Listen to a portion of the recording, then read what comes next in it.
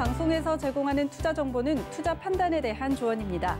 방송에서 제공하는 주식의 가치, 가격 상승 및 가격 하락에 대해서는 방송사에서 보장하지 않습니다.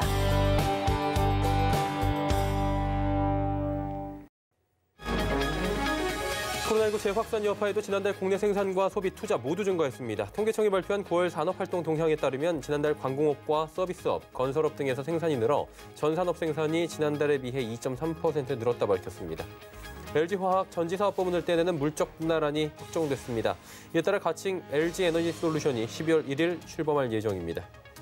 2025년도면 전기차 판매 단가가 지금보다 1,000만 원가량 저렴해질 전망입니다. 배터리도 빌려 쓸 수 있게 돼 구입 가격, 연료비가 내연 기관차 수준까지 낮아질 것으로 예상됩니다. SK이노베이션이 코로나19 여파로 지난 3분기 약 300억 원에 이르는 영업 손실을 기록했습니다. 시장 악화로 화학사업은 적자 전환했지만 같은 기간 석유사업은 흑자로 돌아섰습니다. 시청자 여러분 안녕하십니까. 오늘장 내일장 출발하도록 하겠습니다. 일단 전일 미국 증시는 반등에 성공을 했습니다. 미국 경기 자체가 좀 살아나고 있다. 그리고 실업자가 줄어들고 있다. 뭐 이런 얘기들이 나왔고요. GDP 자체가 굉장히 서프라이즈하게 나왔습니다. 역대 최고치를 기록했고 지난 분기에는 마이너스 30%가 넘게 역성장을 했는데 바로 또 플러스로 역대 최고치를 기록하면서 바닥 다졌다, V자다 뭐 이런 얘기가 나왔습니다. 하지만 코로나19 재확산이 여전히 시장에서는 무리가 되고 있고요. 일단은 우리 시장 지금 빠지는 건 버텨두전 시장이지만 불확실성이 조금은 남아 있습니다. 다음 주에 이제 대선 남아 있죠. 대선 이후에는 또 부양책 등이 어떻게 될지 모르고 뭐 민주당이 상하원을 석권하는 블루웨이브가 실현이 될지 부분도 아직 아무도 알 수가 없습니다. 그러다 보니까 미국 증시 어제 반등에 성공했지만 지금 야간 선물 시장은 내려가고 있고요. 야간 선물 시장 규모는 크지 않지만 우리 시장에는 굉장히 크게 또 반응을 할 수 있는 재료인 것 같습니다. 지금 시장 어쨌든 간에 뭐 2,300선 살짝 이탈했고요. 804선에서 코스닥도 움직이고 있습니다. 금요일 요일적인 특성도 있는데 어떻게 하면 좋을지, 종목들 운영은 어떻게 하는 게 효율적일지 하나하나 만나보시면 좋을 것 같습니다. 100원의 정보 이용료 부과되는 샵 0082번이나 02-3253-2611, 2612번 전화 열어놓고 있도록 하겠습니다. 금일폰 방송에서 제공해드리는 정보는 투자 판단에 대한 조언일 뿐입니다. 해당 주식의 가치와 수익률 보장해드리지 않는다는 점 참고해 주시길 바랍니다. 시장 이슈 바로 점검해드리도록 하겠습니다. 펠리즈 투자리서치 김민수 대표입니다. 안녕하세요. 네, 안녕하십니까. 빅스 지수가 뭐 전전일에는 20%가 넘게 시장에서 급등을 하기도 했고요. 일단은 네. 시장은 현재 뭐 안정세는 당연히 아닌 것 같아요. 불안하고 공포스럽고 다시금 빠질 수 있다. 뭐 이런 예상들은 하고 있는 것 같은데 시장 좀 어떻게 봐야 됩니까? 일단 미국이나 유럽이나 지금 바라보고 있는 시장 자체가 뭐 안정이라는 표현을 쓰기가 힘들겠죠. 예, 그만큼 코로나19가 다시 재확산되면서 나오는 여러 가지 변화가 그대로 금융시장에 이어진다고 봐야 될 것 같은데 특히 코로나19 확산세는 지금 미국 쪽에서도 보시던 것처럼 이제 3단 상승, 그러니까 즉 1차 유행, 2차 유행 그리고 또 3차 유행 쪽으로 어떤 확진자 수는 정고점대를 일일 확진자 수가 넘어가려고 하는 추세로 나오고 있는 상황들이고요. 넘어갔죠. 넘어간 상황들이고 유럽은 좀 더 심각합니다. 지금 프랑스가 가장 가파르게 상승하면서 뭐 스페인, 영국, 이탈리 모두 다 가파른 상승세를 최근에 보여주고 있는데 그와 함께 이제 독일도 늘어나고 있는데 그나마 뭐 방역을 잘했다는 독일의 경우에도 여전히 이를 피해가지 못하는 상황들인데요. 그러다 보니까 이제 여러 가지 설이 있겠지만은 지금 어떻게 보면 문화의 차이도 있다라고 얘기가 나오는 부분들이죠. 특히 아시아 국가 같은 경우는 어떤 개인보다는 어떤 단체에 대해서 조금 더 무게를 두면서 내가 마스크를 안 쓰면 남한테 피해를 준다 하는 식의 흐름이라면 서구 유럽 쪽 같은 경우는 일단 내 권리를 왜 무시를 해? 쓰건 안 쓰건 그건 내 권리야 라고 주장하다 보니까 상대적으로 질병에 대한 어떤 여파가 이런 쪽으로 약간 문화의 차이도 이어지는 게 아닐까라고 살짝 생각이 드는 가운데 더 중요한 거는 문화보다 경제라고 봐야 되겠죠. 경제적인 관점으로 보게 되면 일단 확산은 계속되는데 그에 따라서 그러면 경제 봉쇄를 통해서 어떤 정상적인 경제 활동을 못하게 하느냐. 이 부분이 가장 큰 핵심이라고 봤을 때 일단 미국은 확산세가 이어져도 경제 봉쇄에 대해서는 얘기를 안 하고 있습니다. 그만큼 가능성이 없다는 쪽으로 바라보고 있고요. 유럽은 좀 더 확산세가 심하다 보니까 일단 경제 봉쇄를 하는데 예전처럼 전면적인 봉쇄가 아니라 한 달 정도 그리고 또 라이트란 표현을 씁니다. 그러다 보니까 아직 그에 따른 여파가 그렇게 전면적으로 봉쇄까지 갈 정도의 압박은 아니다라고 또 보여지고 있는 상황 쪽에서 이런 흐름들 전반적으로는 아직 조금 더 확인을 해봐야 되겠죠. 그런 동향을 봤었을 때는 아직 나오고 있는 여러 가지 여파들이 어떤 압박, 심리적인 압박과 함께 그 질병에 대한 공포 계속 남아있다라고 보여지고 있는 상황들이고요. 함께 또 두 번째로는 미국의 대선 관련된 불확실성이 늘어나는 모습들, 이 부분이 또 가장 핵심이겠죠. 특히 지금같이 어떤 대선에 대해서 어느 정도 격차가 벌어져서 어떤 후보가 이제 당선 가능성이 유력하다는 쪽으로 나오게 되면 큰 변화가 없는데, 오히려 지금같이 어느 정도 바이든 후보가 앞서고 있다고 하더라도 막판 대선이 다가오면서 표가 이제 한쪽으로 몰리기 시작하는 모습들이 또 나오기 하다 보니까 그동안의 격차도 지금 살짝 줄어들고 있습니다. 그런 쪽에서 일단 지금 뭐 경합 지역이나 여러 가지 어떤 표밭에 대한 얘기들도 상당히 많은 흐름들이 나오다 보니까 그에 따른 반응과 어떤 시장의 흐름들은 일단 주식 자체도 관망을 할 수밖에 없는 상황들로 바라보고 있고요. 게다가 이제 대선과 관련된 다음 주면은 여러 가지 얘기가 나오겠지만 가장 안 좋은 케이스는 일단 어느 후보가 약간 근소하게 이겨서 일단 불복하겠다라는 쪽으로 나오게 되면 그에 따른 또 혼란은 적어도 취임 전까지는 계속 나올 수밖에 없기 때문에 이에 따른 부담감들은 높다라는 관점 쪽에서 지지율 격차에 대한 어떤 확실한 모습들이 아니란 점들을 이 부분이 일단 부담감으로 작용할 것 같고요. 마지막으로는 계속 직접적인 이유는 여기 같습니다. 특히 미국의 주가 경기 부양책에 대한 지원 부담들, 이 부분이 가장 큰 핵심이라고 보여지고 있는데, 그래 지금 같은 경우 일단 아직 대선 전에 어떤 합의가 될 가능성이 거의 없다 보니까 이제는 대선이 끝나면 바로 경기 부양책을 시행을 해서 바로 소비 쿠폰을 뿌리든 현금을 뿌리든 그런 식으로 진행이 돼야 일단 소비 시즌에 맞물려서 어느 정도 선방하지 않을까로 바라보고 있는데, 이 부분이 또 지연되게 되면 여전히 부담감이 커지겠죠. 그러다 보니까 일단 말씀하셨듯이 미국의 변동성 지수, 즉 금융시장을 바라보는 입장은 전체적으로 여러 가지 변수가 많기 때문에 앞으로 혼란해질 것이다. 장관점 쪽에서 급등하는 경향이 나오고요. 그래서 보통 시적인 이슈다라고 하면 단기간에 급등한 변동성 지수 다시 쪽으로 나올 텐데, 아직은 일자도 남아있고 대선 결과도 나와 있다 보니까 여전히 지금은 변동성이 살아서 움직인다는 관점 쪽으로 바라보고 있고요. 그런 쪽에서 국내 시장이 어제는 선전했지만 오늘은 또다시 밀리는 상황들로 나오고 있는데, 여전히 지금 수급적인 모습들 별로 그렇게 썩 좋지가 못하죠. 게다가 우리나라는 방역을 잘했다, 그리고 또 워낙 강세 기조다, 이 두 가지 사실 하나만으로 버티려고 하는 모습들로 나오고 있는데, 게다가 또 국내 기업 실적들도 3분기 생각보다 양호했죠. 이런 쪽에서 만약에 여기서 또 발목을 잡고 있던 정부가 대주주 양도세 기준 완화하는 부분들을 일단 또 연장을 시킨다라고 또 될 수가 있겠지만, 이 부분 2024 투자자가 다 양도세, 즉 금융거래세라는 명목으로 다 부담을 해야 되다 보니까 그냥 조삼모사일 수도 있습니다만, 그래도 당장에 이런 힘든 시기에 어떤 악재가 좀 사라진다는 관점 쪽에서는 또 기대감은 높겠죠. 그래서 결론적으로는 지금 국내 증시에 대한 어떤 체력인 양호한 모습들로 보여진다고 하더라도 아직까지는 어떤 전반적인 흐름이나 어떤 변화들은 좀 더 지켜봐야 될 부분들이 아닐까라는 관점 쪽에서 지켜봐야 될 것 같습니다. 그리고 이제 뭐 대주주 양도세 얘기 좀 해주셨는데, 전전일이죠. 이낙연 대표가 그 유튜브 공식 채널을 통해서 걱정 마시라라고 이야기를 한 부분이 증시에서 어느 정도 지금 기폭제가 될 수 있다라는 얘기도 나와요. 어쨌든 간에 지금 동학개미라는 용어가 올해 나왔고, 코스피 코스닥 시장에서 뭐 순매수 규모가 60조 원을 돌파했다고 합니다. 동학개미들이 주로 그렇다면 어떤 종목들을 좀 사고 팔았는지 이걸 점검하면 좋을 것 같은데 정리가 좀 될까요? 네, 일단 지금 보는 흐름으로 보게 되면은 동학개미 운동에서 일단 계속 연장선상이 이어지고 있는 상황이죠. 그러다 보니까 어제 같은 경우도 오늘도 마찬가지겠습니다만, 어제 오늘 또 개인들 중심으로 매수세가 강하게 펼쳐지면서 어떻게 보면 개인의 영향력이 점점 더 커지고 있다는 쪽에 무게를 두고 있고요. 그만큼 개인들의 입장, 개미 투자자들의 입장은 이렇게 시장에서 영향력이 커지고 시장을 방어하는데 우리에 대해서 어느 정도 인정해달라, 좀 영향력을 알아달라라고 정부한테 얘기하는 과정이죠.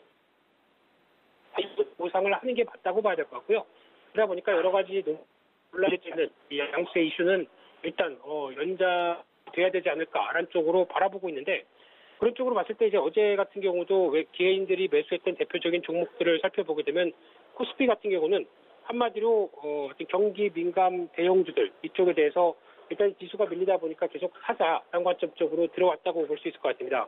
물론 이제 앞으로 이어질 변동성이나 좀 더 어떤 이슈와 관련된 영향력들을 생각을 해볼 수는 있다고 생각은 들어도 그런 차원에서 일단 시장이 좀 저점 매수로 계속 어떤 대형주 중심으로 들어온다는 부분들은 나쁘지 않다고 봐야 될 것 같고요. 물론 지금 그를 통해서 기관이나 외국인들 쪽에서는 단기적으로 외면한다고 하더라도 기조 자체가 워낙 강세가 이어지면서 나올 수 있는 변화까지 계속 생각하게 되면 일단 개인들이 쓰는 대형주 중심으로 이럴 때 사놓자란 전략들은 뭐 나쁘진 않다고 생각됩니다. 그래서 대표적으로 삼성전자, SK하이닉스 그리고 현대차, LG전자 최근에 롯데케미칼 이런 종목들 흐름을 보게 되면 그래도 실적에 대한 기대감이 꺾이지 않은 대표적인 종목들이죠. 이런 쪽으로 매수가 들어온다는 거는 괜찮은데 하나 좀 아쉬운 거는 코스닥 시장 동향인 것 같은데요. 이 코스닥 시장 쪽에서 어떤 어제도 그렇고 오늘도 매수하는 동향을 보게 되면 일단 바이오주가 좀 더 많은 상황들이고 게다가 약간 개별적인 종목들의 성격들을 좀 많이 담는 편인데 물론 나쁘다라고 볼 수는 없습니다. 물론 바이오 섹터 같은 경우도 만약에 바이든 후보가 당선된다라고 하게 되면 헬스케어 관련된 쪽에서 지금 이어지고 있는 대표적인 어떤 변화를 봤었을 때 오바마 헬스케어가 연장되면서 기회의원들은 충분히 있다고 봐야 될 것 같은데 그렇게 되면은 오히려 이때 어떤 좀 어느 정도 체력이 있고 어느 정도 기술력이나 재무구조도 좀 갖춰진 바이오주가 좀 더 부각을 받을 텐데 지금 그보다는 약간 좀 개별적인 이슈 가지고 움직인다는 점이 좀 아쉽고요. 또 하나 기관들은 코스닥이나 코스피를 매도한다고 하더라도 지금 집중적으로 어떤 관심이 높은 쪽은 반도체 장비 부품 쪽입니다. 이쪽에 대해서는 벌써 지난 10월 중순부터도 계속 기관 쪽에서 매수가 들어오면서 어떤 유입이 되는 모습을 봤을 때는 좀 반도체 관련된 부품 장비들 IT 종목들도 한 번쯤은 관심을 가지셔야 좀 더 지금이 아니라 앞으로 한 또 내년 1월 이런 쪽으로 바라봤을 때 좀 더 기회 요인들이 높지 않을까 이렇게 생각됩니다. LG화학 주총이 있었잖아요. 오늘 뭐 물적 분할 부분에 대해서 국민연금이 일단 반대표를 행사를 하겠다라고 했지만 예상대로 이제 물적 분할은 통과를 한 것 같습니다. 배터리 사업부가 신설법인 가칭 LG에너지솔루션을 12월 1일부터 이제 출범하는데 어때요? 지금 뭐 갑론을박이 굉장히 많은 상황이잖아요.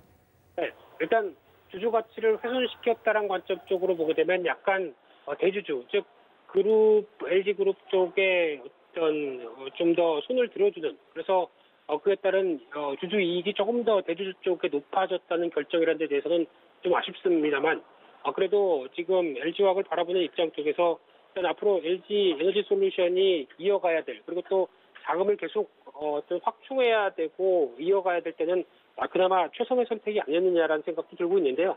하지만 또 하나 중요한 부분들이 LG화학이 지금 2차 전지 관련된 섹터만 집중돼서 바라보고 있는데 여기만 있는 게 아닙니다.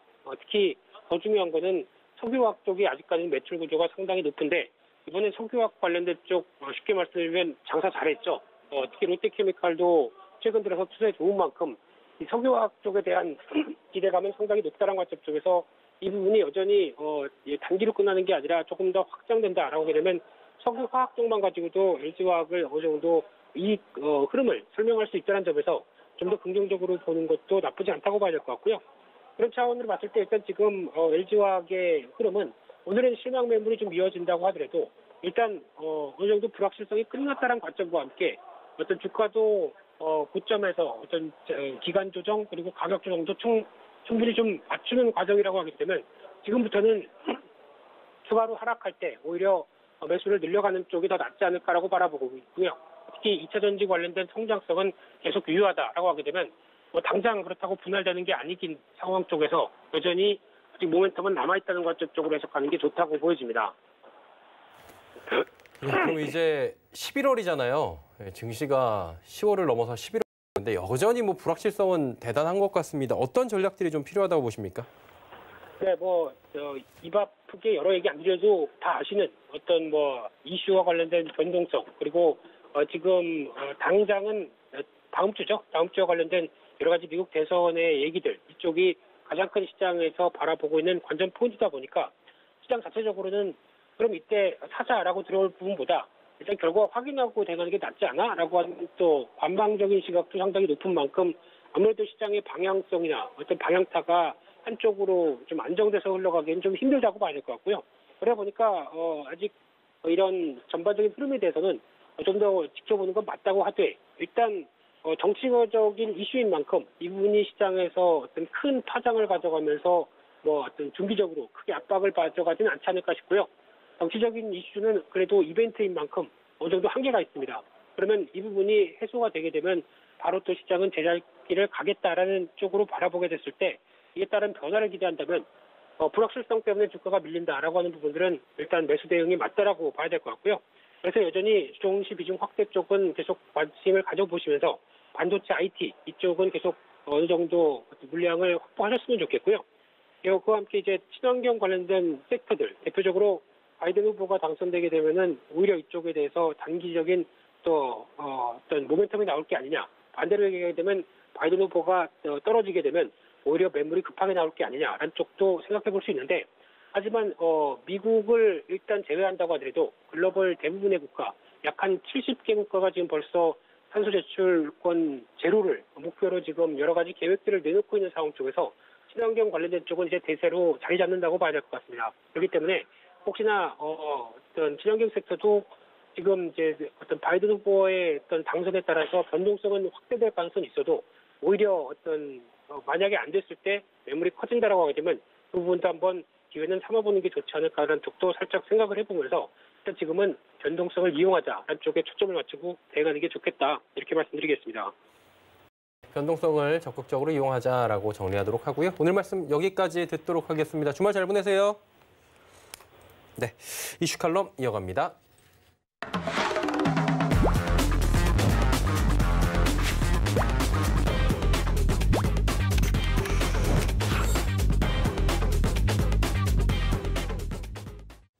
이슈 칼럼 이어갑니다. 샘플러스 허반석 전문위원 함께합니다. 어서 오세요. 안녕하세요. 예.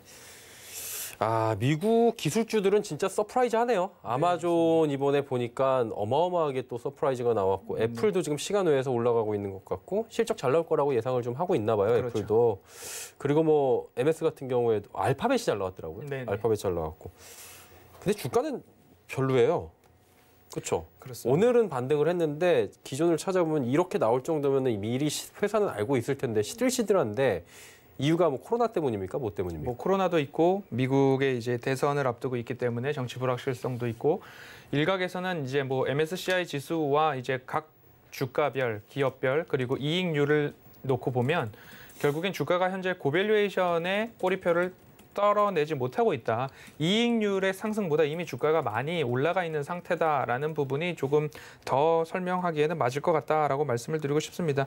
미국 기업의 84%가 기대 이상의 실적을 발표를 하고는 있으나 주가 지수는 그렇게까지 선방을 하지 못하고 있는 부분인데요. 말씀드렸듯이 고밸류에이션에 대한 우려가 여지없이 주가 각 고유 기업들의 발표되는 반영되는 그런 모습입니다. 그리고 또한 미국 대선이 이제 코앞으로 다가와 있기 때문에 정치 불확실성에 대한 부분도 기업 입장과 그리고 투자자 입장에서는 무시하지 못할 부분이라고 생각이 됩니다. 예를 들어서 트럼프 대통령이 당선이 됐다라고 했을 경우에는 뭐 유색인종들에 대한 유색인종들이 뭐 총기 구매가 많아지고 있다라는 그런 염려가 있고요. 바이든 후보가 당선됐을 경우에는 트럼프 대통령이 대선에 불복할 것이다라는 이야기들까지도 나오고 있으면서 그리고 주요 경합 지역인 6개 주에서 격차가 줄어들고 있는 부분, 경합이 이루어지고 있는 부분들까지 살펴본다고 하면 뭐 플로리다주, 뭐 노스캐롤라이나주, 애리조나, 펜실베니아주, 위스콘신주, 미시간주까지 하면 경합이 중요한 부분에 있어서 격차가 있다가 격차가 오히려 지금 대선을 코앞에 두고 줄어들고 있는 부분이기 때문에 정치 불확실성에 대한 부분들이 미 시장에서는 더욱더 한몫을 하고 있다라고 보여집니다. 그리고 최근에 나오는 부분들이 있습니다. 4년 전처럼 여론조사 믿지 마라. 트럼프가 당선될 것이다 라는 기사들이 최근에 들어서 더욱더 많이 나오고 있는 모습들까지 합해보면 이런 부분에 있어서 미국 증시는 대선 이후로 조금 전망을 해야 되지 않을까라는 부분들, 어닝 시즌에 대한 효과를 그렇게 톡톡히 받지는 못하고 있다라고 말씀을 드리면서 그리고 또한 유럽 그리고 주요국에서 코로나19 재확산에 대한 부분들, 미국도 오늘 기사를 보면 9만 명이 이제 넘어섰다라고 하고요. 그리고 미 FDA 국장의 발언을 따르면 이번 주말에 미국은 10만 명, 1일 신규 확진자 수 넘어선다라고 이야기를 하고 있기 때문에 유럽뿐만 아니라 미국에서도 코로나 신규 재확산에 대한 부분 염려가 다시 한번 높아지고 있는 그런 모습입니다. 프랑스 같은 경우에는 5개월 만에 프랑스 전역 재봉쇄에 대한 조치 11월 1일까지 유지하겠다고 하고요. 독일도 11월 부분 동세 돌입을 하고 이탈리아도 사망자도 그렇고 확진자도 그렇고 역대 최고치를 갱신해 가고 있는 모습이기 때문에 이런 부분들이 미 증시의 조정에 전반적으로 다 반영이 되고 있다라는 부분들 말씀을 드리고 있고요. 다음 주에 알파벳이나 UPS, 로키드 마틴, MS, 테슬라, 사노피 실적 발표에 이어지고 있는데요. 이 부분에 있어서도 어느 정도 대선 전이기 때문에 그리고 현재 변동성 구간에 대한 이슈들, 말씀드렸던 대선 그리고 코로나 이슈 이런 부분들 정리되지 않았기 때문에 서프라이즈한 어닝이 아닌 이상 주가는 큰 반등하기는 조금 어렵지 않을까라고 한번 예상을 해보겠습니다. 하락과 조정의 이유는 시장과 글로벌 경기의 이유들을 반영한다면 갖다 붙인다는 표현이 더 맞을 것 같습니다. 뭐 수도 없이 많이 갖다 붙일 수 있을 것 같습니다. 결국 많이 오른 종목은 조정이 불가피하다라고 말씀을 드리면서 차트를 좀 넓게 보시고 우리가 대체적으로 그리고 모든 사람들이 인정하고 있는 이론이죠. 엘리엇 파동 이론. 그런 부분들이 경기의 순환과 주가의 등락과 그리고 그런 부분들이 역사적으로도 이어져 왔기 때문에 그 부분을 무시하거나 간과할 수는 없을 것 같습니다. 지금처럼 변동성이 너무나 많은 구간에서는 좀 고밸류에이션이 들어있는 종목이다, 기업이다라고 판단이 되시면 투자에 조금 신중함을 기하는 그런 연말 장세로 지켜보시면 좋을 것 같습니다. 그러니까 이제 미국 대형 기술주들이 가정을 해보는 거예요. 이제 계속해서 조정을 받게 된다. 네. 뭐 만스닥 얘기 나온 지 얼마 안 됐지만 나스닥 엄청 올라갔었잖아요. 네. 근데 만선까지 또 다시 내려오거나 많이 혹시나 깨지게 되거나 이러면 국내 시장에도 분명히 긍정적이지는 않을 것 같은데 어떻게 봐야 될까요? 네, 미 대형 기술주들이 이제 나스닥 지수가 조정을 받는 이유 중에 또 하나는 대형주들의 그 지수 비중, 차지하고 있는 비중이 너무 크기 때문에 조정을 받는 부분도 있는데 구글, 페이스북, 아마존, 애플 실적 발표 기대감 때문에 전일 강하게 상승한 부분들이 있습니다. 알파벳 3% 이상 장중에 상승했으나 시간 내로도 8%대 이상으로 상승하는 모습이었고요. 페이스북 같은 경우에는 장중에 5%대 가까운 급등이었으나 시간으로 1% 빠지고 있고요. 아마존은 뭐 1%대 상승을 했으나 시간으로 다시 하락. 애플도 3%대 상승했으나 시간으로 하락하는 모습들이 조금 나오는 모습들을 봤을 때는 실적 발표는 역대급으로 기록을 했으나 현재 주가 상태는 고밸류에이션 평가를 받고 있기 때문에 크게 이슈를 받지 못하는 부분들 그리고 애플 같은 경우에 시간으로 조금 더 큰 하락을 보여줬던 이유는 코로나19에 대한 불확실성 때문에 4분기 가이던스를 제공하지 않은 부분들이 있습니다. 그런 부분 때문에 시간내에서 조금 실망한 부분들 그런 경우와 마찬가지로 시장은 지속적으로 우리나라 증시도 마찬가지고 미국 증시도 마찬가지고 시장은 연말로 갈수록 아직까지 불확실성에 대한 해소가 되지 않았기 때문에 신중함에 신중함을 더하고 있다라고 좀 시장을 바라보셨으면 좋겠고요. 변동성과 차익 실현을 거치면서 다시 상승 흐름은 이루어질 텐데 그것이 단기적인 조정을 이후에 다시 재차 반등할 것인가 아니면 모든 불확실성과 변수들이 소멸된 이후에 반등을 할 것인가 그 부분에 대해서는 특히나 지금 대선에 대한 불확실성이 너무 커지고 있고 마찬가지로 앞서서도 말씀드렸듯이 경합 지역이 늘어나고 있는 그런 모습들을 보면 조금 더 시간은 걸릴 것 같다라고 말씀을 드리겠습니다. 역대급으로 GDP 상승률 33%를 기록했고 신규 실업수당 청구 건수도 양호한 모습들을 보여주었는데도 불구하고 오늘 선물 시장에서도 조금 지지부진한 모습들을 보면 단기적으로 이 코로나19 확산에 대한 영향이 조금 더 크게 작용을 하는 모습인 것 같습니다. 더불어서 이러한 나스닥 증시의 조정이 국내 증시나 아시아 증시의 어떤 모습, 신흥국 시장에 어떤 영향을 미칠 것인가에 대한 부분들 좀 말씀을 드리자면 신흥국 시장과 아시아 시장은 조금 분리해서 조금 바라보셨으면 좋겠습니다. 아시아 증시가 오히려 신흥국보다도 아시아 증시가 강하게 작용할 부분들이 있는데요. 중국의 경기 회복과 아시아에서 경기 회복, 그리고 OECD에서도 발표했듯이 OECD 주요국 중에서 유일하게 플러스 전환 예측된 부분이 중국이기 때문에 그리고 그 중국을 이어서 우리나라가 바로 그 뒤를 따라가고 있기 때문에 신흥국 시장을 통틀어서 어떨까라고 판단하기보다는 아시아 증시 그리고 아시아 중에서도 중국과 우리나라 증시를 조금 더 유의 깊게 보시면 어느 정도 성과가 있는 투자 패턴이 나오지 않을까라고 말씀을 드리고 싶습니다. 조정은 연내 어느 정도 마무리가 되지 않을까라고 판단을 조심스럽게 해보고요. 우리나라 증시와 중국 증시 그리고 중국에 있어서 광군제나 시진핑 주석의 우리나라의 방문까지 해본다면 신흥국 시장 중에서도 우리나라와 중국 쪽에 어느 정도 빠른 반등이 연말 안으로 나와 주었으면 좋겠다라는 전망을 한번 해보도록 하겠습니다. 그리고 반도체가 지금 이제 보면은 2018년도에 슈퍼사이클이 있었고 네. 그때만큼은 아니지만 지금 삼성전자가 역대급 실적을 또 발표를 했단 말이죠. AI 시장도 지금 늘어나고 있고 비대면 시장 어쨌든 간에 반도체는 계속 필요하다는 거예요.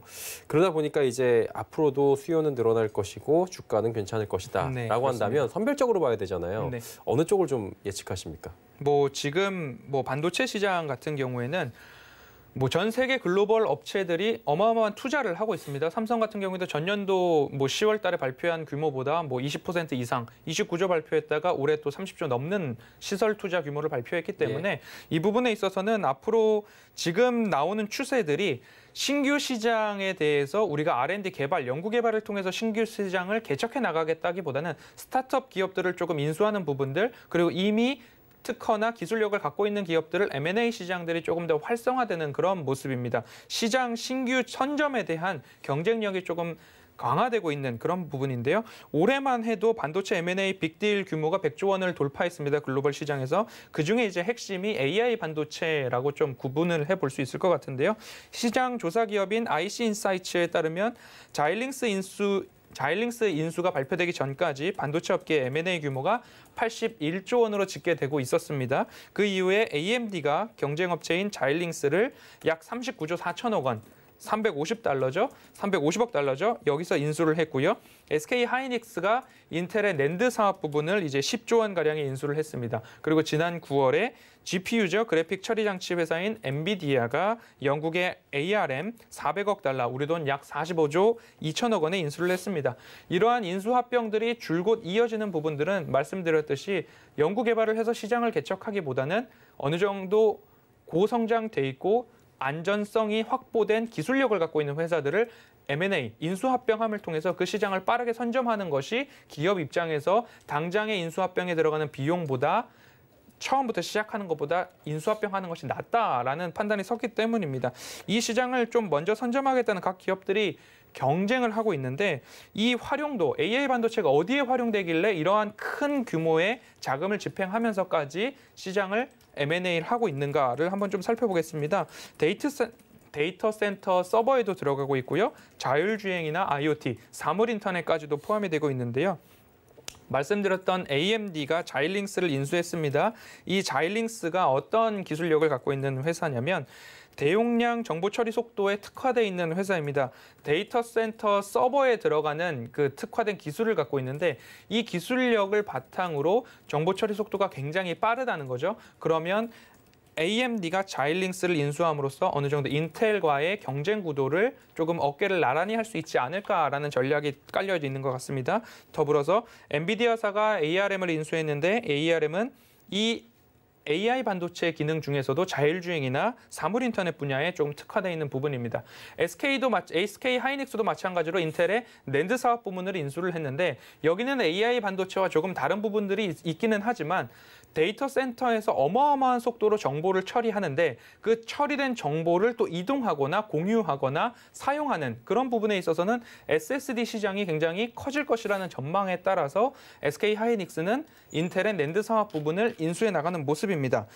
SK 하이닉스를 좀 더 살펴보면 SSD 점유율이 시장 1위가 삼성전자입니다. 삼성전자가 34% 이상의 점유율을 갖고 있는데 인텔이 29.6%, SK 하이닉스가 7.1%의 시장 점유율을 갖고 있었기 때문에 인텔의 낸드 사업 부분을 SK 하이닉스와 함께 합산해 보면 36%를 통해서 SSD 시장의 점유율 1위를 사수하겠다라는 SK 하이닉스의 전략까지도 한번 살펴본다고 하면 앞으로 관심 종목으로는 향후 지배구조 개편이나 상속 관련된 부분에 있어서 배당 확대 개념으로 조금 장기적 관점에서 삼성전자나 삼성그룹주들을 지금 당장이 아니라 장기적 관점으로 조금 살펴보시는 것도 나쁘지 않다라고 말씀을 드리면서 저평가 매력도가 조금 있는 SK 하이닉스도 장기적 관점으로 SSD 점유율 1위 기업이라는 타이틀을 갖게 되는 부분이기 때문에 이 두 종목 국내 시장에서는 조금 장기적 관점으로 탄탄한 기업이기 때문에 한번 살펴보셨으면 좋겠습니다.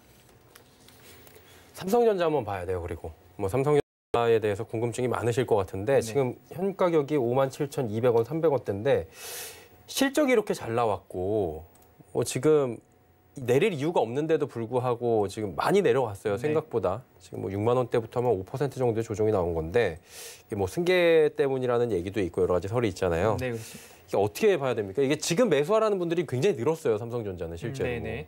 지금 삼성전자 같은 경우에는 뭐 말씀하셨듯이 승계, 상속세 부분들이 있겠죠. 상속세 같은 경우에는 지금부터 2개월 동안에 뭐 평균을 내서 상속세를 확정하게 되는데 그 부분에 있어서 모 기업은 그래도 뭐 지금 주가 그대로 나는 상속세를 다 내겠다. 대신 연부 연납을 인정해달라. 뭐 그런 부분들이 있는데 삼성전자 같은 경우에는 삼성전자를 산다는 건 한국을 사는 거다라는 부분들이 있기 때문에 뭐 악의적으로 주가를 내릴 이유가 있을까라는 싶기도 하고요. 주가를 내린다 한들 외국인이나 반발 매수세가 분명히 들어올 수 있는 부분들도 있기 때문에 주가의 흐름을 인위적으로 뭐 작용할 수는 없다라는 것이 대세인 것 같습니다.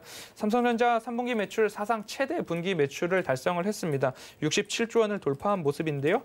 코로나19의 펜트업 수요라고 하죠. 스마트폰, TV, 가전 이런 부분에 있어서 골고루 실적이 큰 폭으로 개선이 됐습니다. 3분기 같은 경우에는 미국의 화웨이 제재 때문에 화웨이에서 3분기에 있을 수요를 미리 발주를 받았기 때문에 3분기 매출에 있어서도 삼성전자에서는 더욱더 긍정적이었다라는 부분.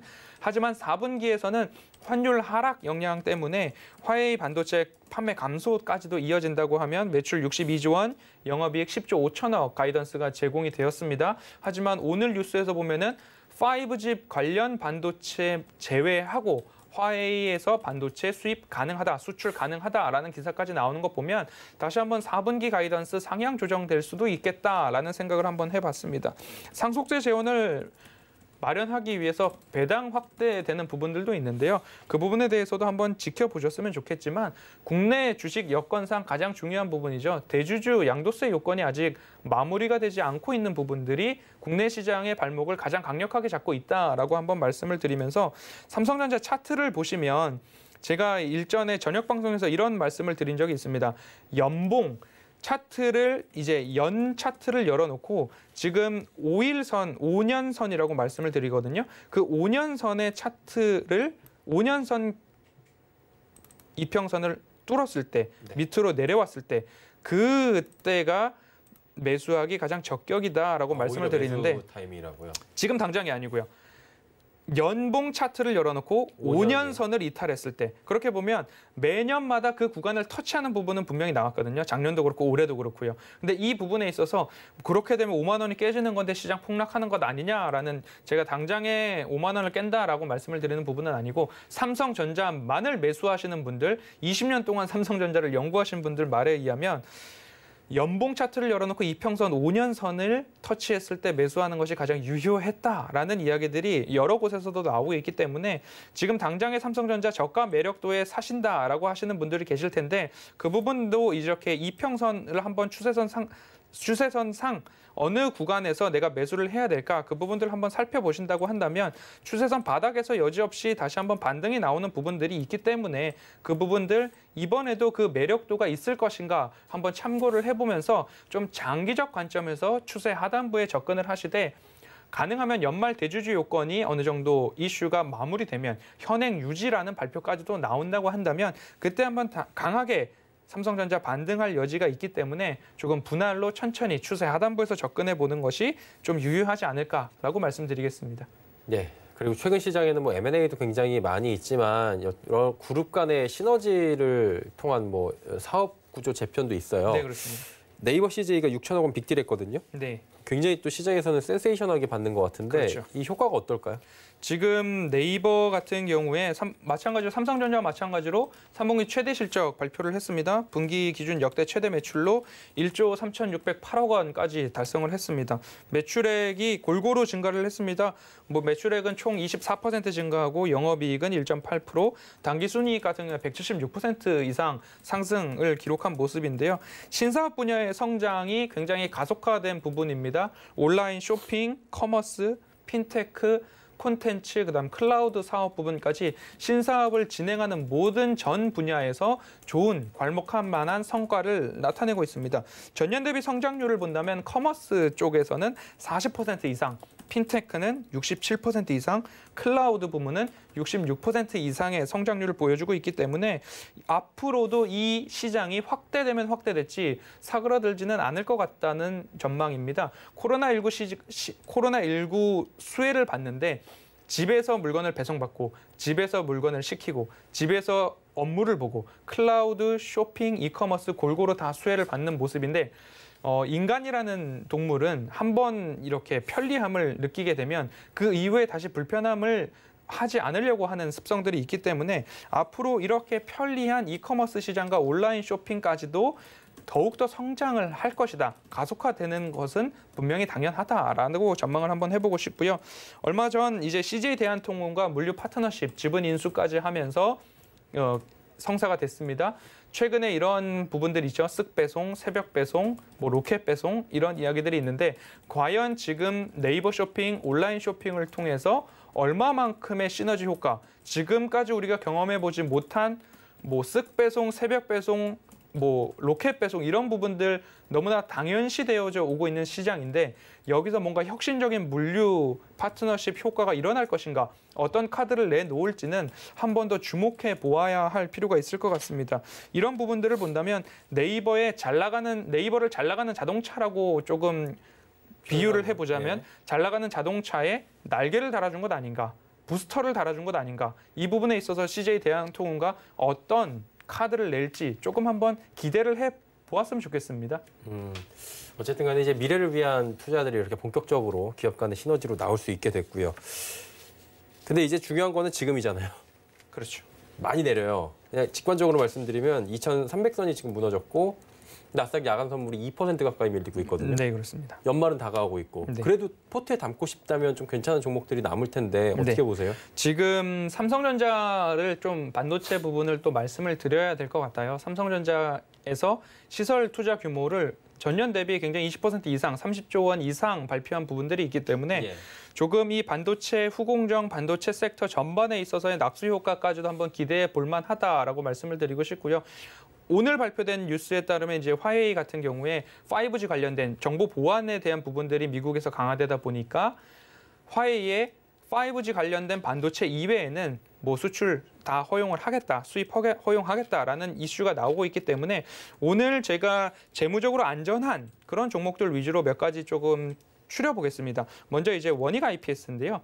원익 IPS 같은 경우에도 조금 상승하는 부분, 되돌림 나온 부분들이 있는데 지금 먼저 살펴보실 부분들은 기관들의 수급이 어느 정도 잡아주고 있는가, 되돌림 구간에서 기관들은 여지없이 이렇게 잡아주는 부분들이 있거든요. 그 부분들을 한번 체크를 해보셨으면 좋겠고요. 차트상 크게 2년 이상의 차트 열어놓고 어느 정도 이렇게 추세선을 좀 보셨으면 좋겠어요. 추세선을 제가 뭐 막 긋는 것처럼 보이실 수도 있는데 추세선을 그으실 때 2년 이상의 차트 속에서 최저점 표시가 되는 부분 하나 찍으시고요.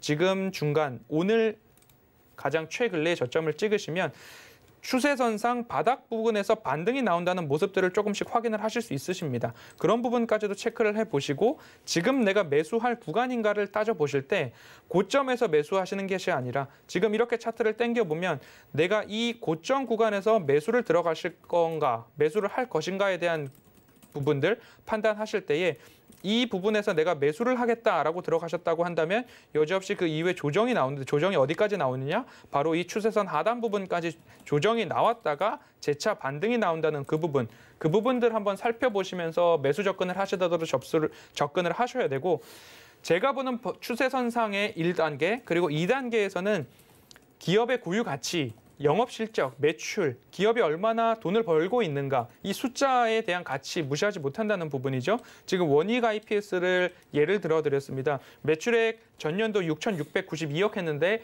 올해 상반기에 4,800억을 이미 넘겼습니다. 그리고 영업이익 411억 원 전년도에 했는데 올해 상반기에만 657억 원 했습니다. 이미 영업이익 부분에서는 전년도 60% 초과 달성한 그런 부분들이기 때문에 조금 어닝이 확실한 기업들 위주인데 차트상 추세 하단부에 있다라고 한다면 재무구조가 안전하고 차트상 추세 하단이다 하면 어느 정도 이렇게 안정성이 담보된 기업들 위주로 가셔야 되지 않을까. 그리고 3단계로 수급, 기관의 수급, 이 상승을 누군가가 주도하고 있는가까지 한번 살펴보신다면 차트상 추세 하단부, 그리고 안정적인 실적 있고요. 그리고 모멘텀 이후에 기관들의 수급을 끌어주고 있는 부분까지 한번 살펴보신다면 이렇게 재무적으로 안전한 기업들을 위주로 좀 살펴보셨으면 좋겠어요. 원익 QNC 같은 경우에도 재무적으로 안전하다라고 판단을 받고 있고요. 그리고 LB세미콘도 마찬가지로 재무적으로 안전하다라고 보실 수 있을 거고요. 그다음 테스 같은 경우에도 마찬가지인데 지금 테스 같은 경우에는 원익 IPS나 원익 QNC보다 좀 더 강한 상승이 나와주고 있는 부분들까지 보았을 때 이 마찬가지로 반도체 섹터 부분 삼성전자 낙수 효과일 수도 있습니다. 기관들에서 연일, 오늘까지도 강한 수급이 들어오는 것들을 보았을 때 너무 추세 상단부에서 욕심을 내서 매수 접근하기보다는 말씀드렸듯이 추세 하단부, 그리고 수급, 그리고 실적까지도 조금 기관총을 난사하듯이 매수를 하지 마시고 말씀드렸듯이 하나하나 따져보고 늦더라도 모든 부분을 확인하고 매수하셔야 연말 장세 동안 큰 손실이 나지 않으시는 그런 좀 정밀한 매수 습관을 그리고 매수 스타일을 연말까지는 조금 이어주셔야 되겠다라고 한번 말씀드리겠습니다. 예.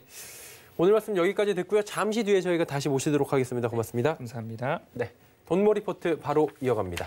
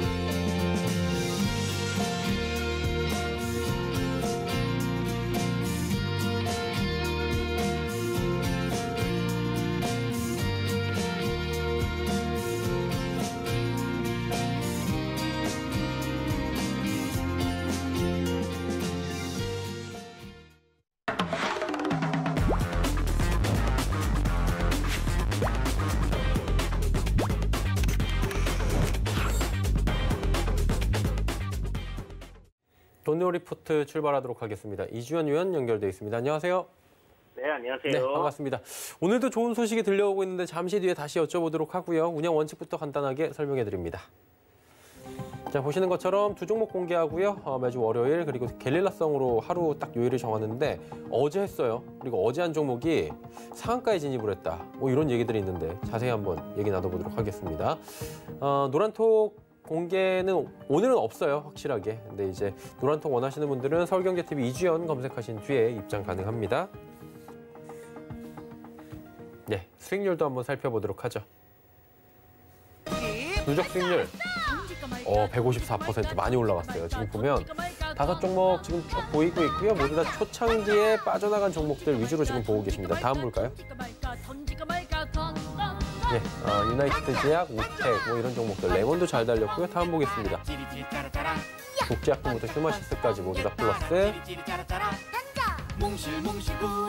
동일 고모벨트, 뭐 써니전자, 진원생명과학 모두 다 잘 달렸습니다. 다음 또 보시죠. 에스맥, 서현탄메탈, 에이텍과 NHN은 좀 아쉬웠죠. 다음 보겠습니다. 자, 우리기술투자 보시면 목표가 달성했다. 이렇게 또 바로 나옵니다. 현재 포트 잠깐 보시죠. 보시면 우리기술투자가 단숨에 또 목표가를 달성하는 모습 확인이 됩니다. 상한가는 아니었나 봐요? 위원님? 네, 상한가는 아니었습니다. 아, 그럼 급등으로 이제 목표가 달성한 건데 세 종목에 대한 AS 잠깐 해볼까요, 그러면? 네, 알겠습니다. 오늘 어저께 이제 단기적인 시세를 노리고 공략을 해보자라고 말씀드렸던 우리 기술이 목표가를 3,500원 정도였는데 돌파를 해줬습니다. 전체적으로 창투사 관련해서 오늘 시세들이 다들 괜찮게 좀 나와줬었고요. 아주 IB 투자가 지금 현재 대장인 모습을 보여주고 있는데, SB 인베스트먼트라든지, DSC 인베스트먼트라든지, 그리고 대성창투라든지 우리기술투자 전체적으로 이쪽 섹터들이 좀 강한 흐름을 보여줬지만 지금 시장이 조정이 좀 계속 나와주면서 올라서지 못하는 그런 모습을 보이고 있습니다. 현재 국내 증시, 미증시 선물 따라서 조정을 받고 있는 상황이고요. 좀 이따가 시장에 대해서 간단하게 또 설명드릴 텐데, 어저께 제가 오늘 음봉이 나오는, 눌림이 나오는 그런 자리다라고 이야기 드렸는데, 그냥 자연스러운 그런 조정장인 것 같습니다. 자, 산화 알루미늄인데요. 대선 테마는 저점 내릴 때마다 모아가시면 수익이 날 거다라고 계속 말씀드리고 있죠. 일단 손절가를 이탈하지 않는다면 크게 걱정하실 필요 없을 것 같고요. 분할 매수 관점으로 오를 때, 오늘 이게 급등 나올 때 이럴 때 따라 붙지 말고 내리고 음봉이 되어 있을 때 분할로 천천히 모아간다 생각을 하시고 접근을 하시면 다음 시세 나올 때 수익을 보실 수 있지 않을까 이렇게 생각이 되고요. 대권 테마들 같은 경우는 써니전자도 지금 제가 방송에서 2번이나 저희 포트폴리오에 넣었었고, 또 아침 방송에서도 저점 구간에서 또 추천을 드렸던 종목인데, 이렇게 내릴 때 저점 구간에서의 매수를 한다면 상승할 때 수익을 챙기고 나올 수 있는 기회들이 생기고요. 대선 테마들 같은 경우 오늘 장이 지금 안 좋아서 밀리고 있지만 결국 다시 때가 되면 강하게 올라가는 그런 흐름들이 나올 거니까 조정 나온다고 해서 너무 걱정하시고 하실 필요 없습니다. 싸게 물량을 모아갈 수 있는 기회다 생각하시고요. 너무 큰 비중 들어가지는 마시고 참고하셔서 짧게 수익 내실 분들은 짧게 수익 내시고, 또 평단이 낮으신 분들은 좀 길게 보시는 것도 상당히 좋습니다. 그렇게 대선 테마들을 한번 접근해 보시고요. 그리고 드림 시큐리티인데요.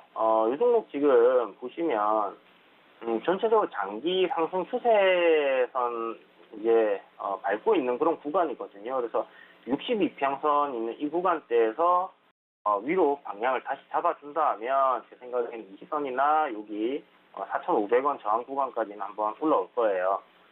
그런데 여기 이제 저항 라인대에서 현재 이제 그때 시장의 이제 위치를 좀 보고 추가적인 상승 흐름이 나올지 아니면 한파동 꺾였다가 다시 올라올지를 봐야 되겠습니다. 그래서 지금은 저점 구간에서 보유 관점으로 계속 가져가고요.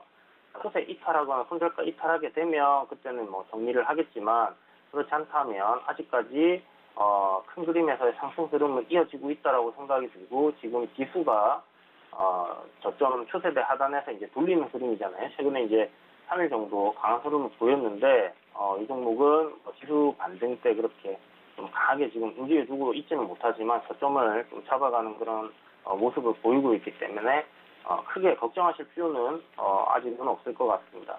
자, 그럼 오늘 시장에 대해서 짧게 시간상 설명을 드려야 될 것 같은데요. 오늘 3거래일 연속으로 지금 올라왔고 하락 트렌드라고 말씀드렸잖아요.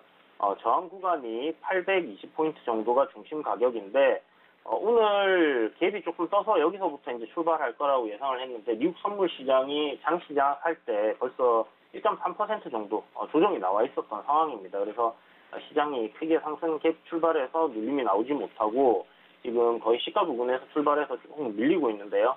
5일 이평선 위에 지금 코스닥 같은 경우는 안착해 있기 때문에 조정이 많이 나온다고 하면 800대 부근 795포인트 정도 해서 오늘 저점을 좀 잡아주는 흐름이 만들어지면 좋겠다라는 생각이 들고요. 맥스로 봐도 한 794포인트 정도니까 최근에 한 3일 정도 상승했던 상승폭의 중심 정도를 지켜주는 그런 조정이 되지 않을까라고 생각됩니다. 그래서 올라가는 흐름에서의 눌림이니까 오늘 저점 매수 관점으로 공략을 한번 해본다면 나쁘지 않을 거라는 생각이 들고요. 종가 베팅 좀 반상향 흐름의 종목이 지지대까지 밀려 있다면 종가 베팅 한번 해볼 만하다. 그런 날이다. 저점 매수 관점으로 한번 접근해 보시라고 이렇게 말씀드리겠습니다. 예, 오늘 말씀은 여기까지 듣도록 하겠습니다. 고맙습니다. 네, 감사합니다. 노란톡 서울경제TV 이주연 검색하시고 입장 가능하니까요. 많은 입장 부탁드리도록 하겠습니다. 금일 본 방송에서 제공해드린 정보는 투자 판단에 대한 조언이었습니다. 해당 주식의 가치와 수익률 보장해드리지 않는다는 점 참고해 주시길 바랍니다. 저희가 준비한 소식은 여기까지입니다. 잠시 뒤에는 마감 임박 60분의 승부 이어집니다. 고맙습니다.